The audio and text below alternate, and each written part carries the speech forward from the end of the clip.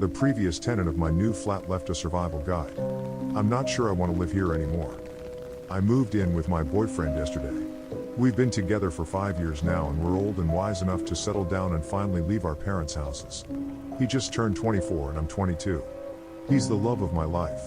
His name is Jamie and I couldn't be happier to be living with him. When we decided to make the leap, we spent 2 months looking at flats and houses. We couldn't afford to buy yet, so renting was our only option, but the prices were astronomical. For our budget, we would have been lucky to get a box room and a stove. Jamie works for a local 24-hour fast food restaurant and I'm training to be a teacher. The early stages of training don't pay much and I owe a lot in student loans, so finances are tough. We had almost given up hope until we found our flat. It was nothing special, but to us it was a palace. A spacious 2-bedroom apartment with views of a city park, a balcony and local conveniences. It was in a tower block in a not-so-nice area, but neither of us had been wealthy growing up. We weren't fussy. Just grateful to be together. The advert was sweetened by the deposit-free option and open-ended tenancy. The landlord was happy to sign a 5-year contract if we wanted. That sort of thing never happens in the city. We were told that along with no deposit we would also have no inspections, but would be liable to pay for any damage when we ended the tenancy. I'd never heard of anything quite like it. We knew that for our budget and location we weren't going to get any better. We snapped the place up fast, not even bothering to view it. It felt like our only chance. Move-in day rolled around quickly and yesterday we got the keys to our first home together. It was such a strange feeling. The day was chaos, getting our stuff in and up in the lift. We were flat number 42, on the 7th floor. The items we couldn't get in the lift had to be taken up all the stairs by the removal men. I think they were grateful we weren't any higher, but I still wish we had been able to give them a better tip. In the evening we settled down on our second-hand sofa, given to us by a cousin of a friend, and watched some TV. We smoked cigarettes on the balcony looking at the park and fell asleep on our mattress on the floor super early because we had no energy to put the bed together yet and Jamie had work at a hideous time of the morning. We slept soundly last night. I felt safe and happy. I don't think that feeling is coming back anytime soon, and it's all due to the note I found this morning. I found it in the kitchen, having a coffee, hours after Jamie had left for his early shift at work. It was in one of the cupboards that were fixed to the wall. There were a bunch of useful items from the previous tenant. Spare keys to the flat, a set of tiny keys that locked and unlocked the windows, necessary for those with kids this high up, spare smoke alarm batteries and a folded up piece of paper. The note was handwritten with new occupier of flat 42 in beautiful cursive on the blank side. I opened it up and sat down to read. I can't really describe it to you, so I'm going to copy it out below. Dear new occupier, firstly, welcome to your new home. I lived here before you for 35 years with my husband. Unfortunately, he had an incident at home recently that I'd rather not discuss that claimed his life. My sister has now decided I can't keep up with the demands of the property and has insisted that I move in with her and her husband. I was reluctant at first, but the stairs do kill me at my age, and without Bernie it's filled with sadness. Anyway, when you've lived somewhere for as long as I have, it feels like a person that you know. You understand its personality and what makes it tick. I thought it was probably pertinent that I impart some of that knowledge on you. It's a wonderful home, honestly. I have lived through best and worst years, and leaving it behind is very emotional, but if you are to survive and get the best out of it, then there are some steps you need to follow. 1. The landlord will never bother you. He doesn't visit, call or communicate in any way. But make sure to pay your rent in a timely fashion always. I have only dealt with him once in 35 years, and let's just say I never missed another rent day. Any repairs required, you speak to the agent you rented the place with. 2. Do not use the communal lift between 1:11 and 3:33 a.m. Just don't do it. This step is vital if you are to have a happy life here. It really is life or death. Don't do it. This has cost me and many others in the building greatly, and I would rather not elaborate on why you shouldn't do this. Just please don't do it. I cannot stress this enough. 3. When you hear the strange animal noises coming from flat 48, don't question it. Mr. Prentice lives there and he's a lovely chap. Don't be afraid to say hello to him in the corridor or on the stairs. He's old school, so he never risks the lift, but whatever you do, don't check on him when you hear the noises. You'll know when you hear them. 4. If you ever come across a window cleaner on the balcony, ignore him.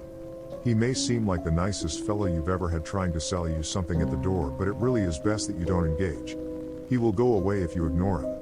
But he tries pretty hard the first few times, so you'll need some resilience. Whatever you do, don't offer him anything. No money, no hot drink. 5. Don't leave food scraps out. Bin or refrigerate them immediately. If you have small animals, it is imperative that you watch them eat and take away any leftover food immediately after they are done. This and Rule 2 go hand in hand. The things forage all day and seem to really love animal feed. You don't want them in your flat. I promise. You can leave what you want out between 1:11 and 3:33 a.m. so you may want to feed your pets then. 6. Don't communicate with any neighbors who claim to come from flats 65 to 72. These flats suffered a fire in the late 80s that devastated the whole floor. All the residents died in their homes.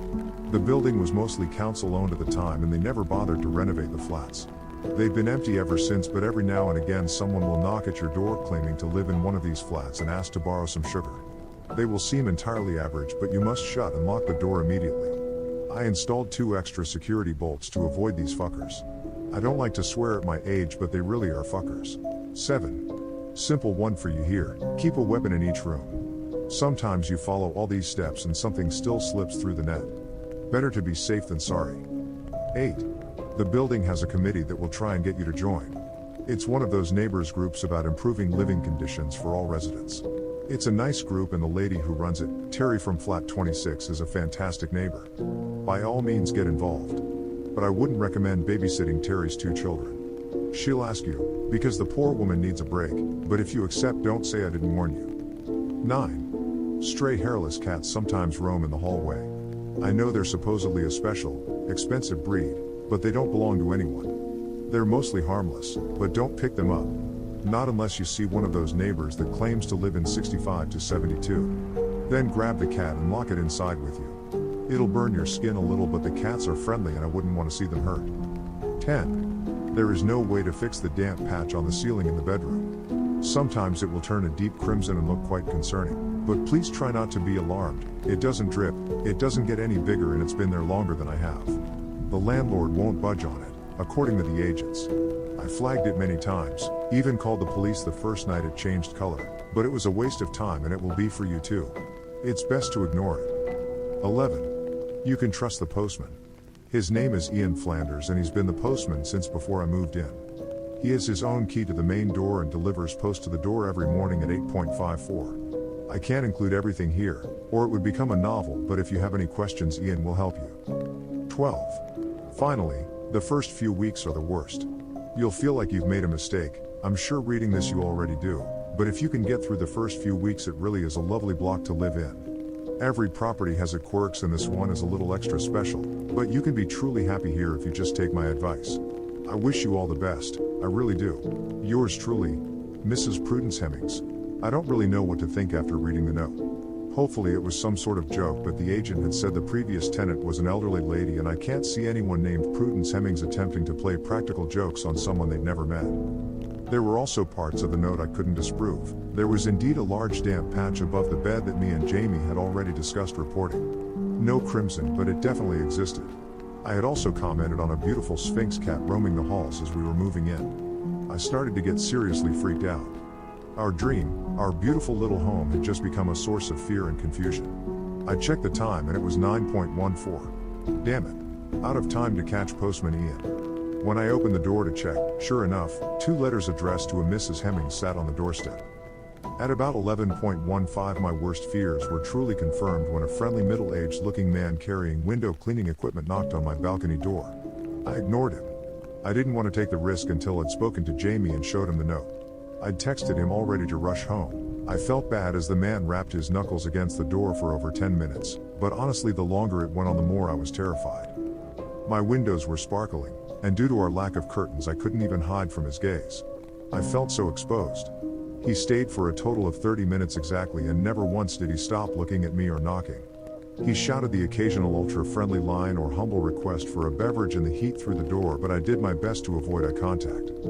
When he finally left, I looked outside every window in the flat, but I couldn't see him on any of the other balconies or see any equipment suggesting he was around. He had vanished completely.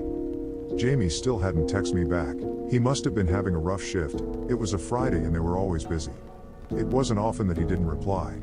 He was due home in around an hour anyway. I read the note probably hundreds of times over. I tortured myself reading it for the next hour, desperately waiting for Jamie to come through the door to tell me it was all crazy and I should relax. I hoped for that so much. But Jamie never came. His shift should have finished around midday, but by 2 p.m. he still wasn't home. I panicked, I cried, I left over 100 voice messages on his phone but got nowhere. I finally decided it had been long enough that calling his work wouldn't embarrass him, and his boss told me that he had never turned up for his shift. I thought about it, what could have happened? And then it hit me. Jamie's shift started at 4 a.m. today. He would have left the flat at 3.15 and taken the lift down the stairs. I don't know what to do. I've tried to convince myself it was all just a big joke. Maybe Jamie wrote the note and got his boss in on it. A voice in my head kept telling me that he couldn't write like that if he tried, but I had to attempt to fool myself. It's getting late and he still isn't home. What if it's all true? I think we made a big mistake.